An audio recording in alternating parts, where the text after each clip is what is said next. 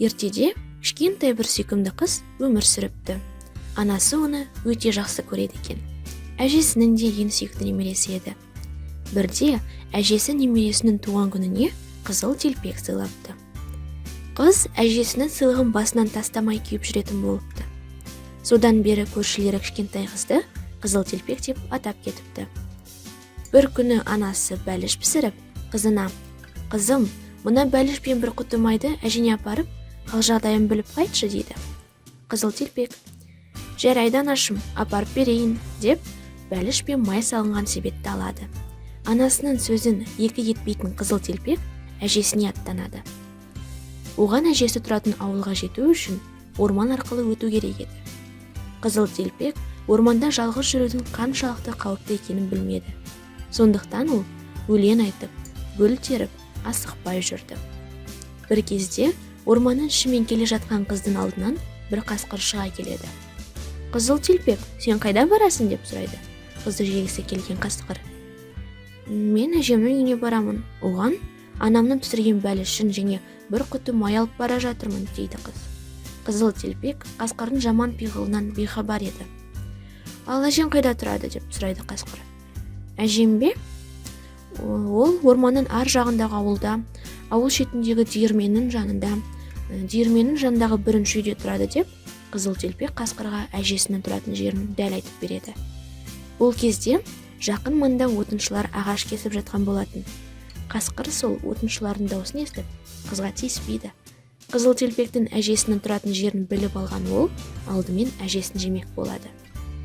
«Жарайды, мен де сенімен бірге сол ауылға барып, әжеңнің жағдайын сұрап қайтайын. Кел, екеуміз жарысайық. Әжеңе қайсымыз бірінші болып жетеді екенбіз. Сен мына жолмен бар, мен ана жолмен жүрейін» деп қасқыр өзіне ауылға апарар төте жолды таңдап алады. Қасқырдың ұсынысына келіскен қыз ұзақ жүретін жолға түседі. Ол жол жөнекей асықпай, гүл теріп келеді. Ал қасқыр алды-артына қарамай тура ауылға қарай бет алды. Қызыл телпектің әжесінің үйіне осылай ерте жеткен ол есікті қағады. «Тоқ, бұл кім?» деп сұрайды әжесі. Қасқыр дауысын жіңішкертіп: «Әже, бұл мен ғой, немере қызың қызыл телпек. Мен сізге қонаққа келдім. Анамның пісірген бәліші мен бір құты майын ала келдім» дейді.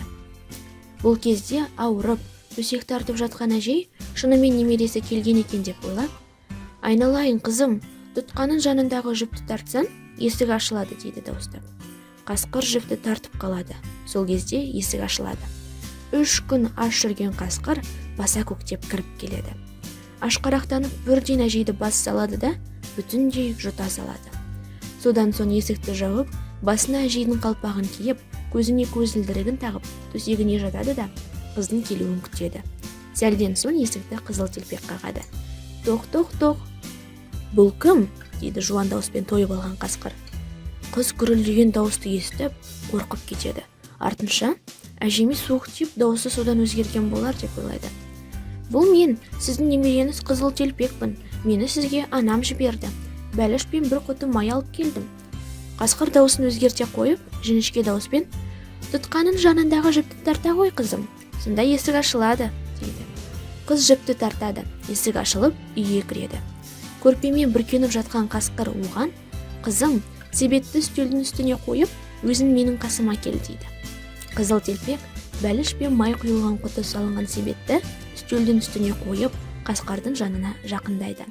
Қасқыр енді: «Жолдан шаршаған боларсың, кел, қасыма жата ғой» дейді. «Әжем» деп ойлаған қызыл телпек қасқырдың жанына жатады да: «Әже, сіздің қолыңыз неге үлкен?» деп сұрайды. «Сені қатты құшағыма басу үшін қызым». «Әже, құлағыңыз неге сондай үлкен?» «Сені жақсы есту үшін қызым». «Әже, көзіңіз неге үлкен?» «Сені жақсы көру үшін қызым». «Әже, тісіңіз неге сондай үлкен?» «Сені тезірек жеу үшін қызым-ау» деп қызыл телпекті бас салып, аяғындағы кебісі қызыл телпегімен бірге жұта салады. Байғұс қыз айғайлап та үлгермейді.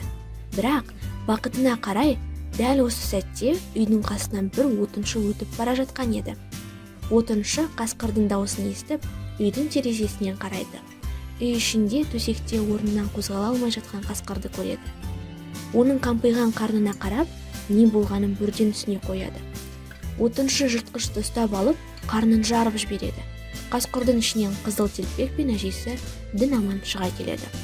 Отыншы қасқырдың қарнын қайта тігіп, бос қоя береді. Қызыл Телпек пен әжесі отыншыға алғыстарын білдіреді. Әжесі шәй қойып, немересі әкелген бәліштерді себеттен шығарып, дастархан жаяды. Сөйтіп, үшеуі жақсылап тұрып шәй ішеді. Әңгіме дүкен құрады. Қасқырдың сыбағасын қалай бергендерін айтып, мәз болады.